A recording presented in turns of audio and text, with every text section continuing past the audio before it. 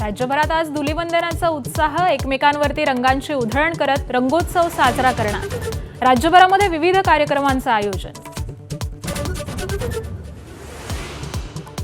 भारतात आज वर्षातलं पहिलं खंडग्रास चंद्रग्रहण, कोकण आणि मुंबई परिसरामध्ये अत्यंत कमी वेळासाठी दिसणार ग्रहण।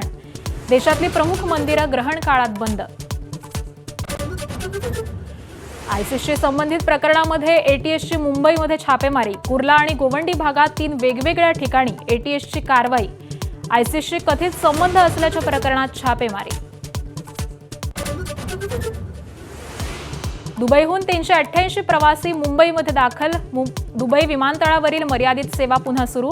आखाती देशातील युद्धामुळे अनेक प्रवासी अडकलेले होते।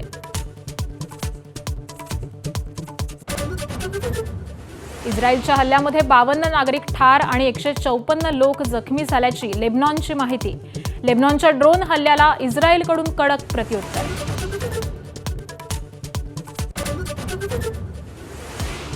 बारा आखाती देशातून जमेल तसं बाहेर पडा, अमेरिकेची आपल्या नागरिकांना सूचना। विमानसेवा बंद असतानाही दिल्या सूचना। इराणकडून आखातातल्या देशांविरुद्ध आरपारची लढाई।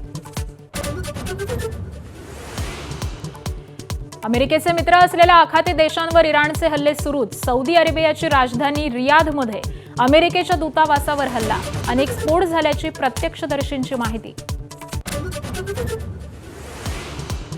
होर्मुझची सामुद्रधुनी बंद केल्याची इराणची घोषणा। सामुद्रधुनीतून जाणारं प्रत्येक जहाज पेटवून देण्याचा इराणचा अमेरिकेसह आखाती देशांना इशारा।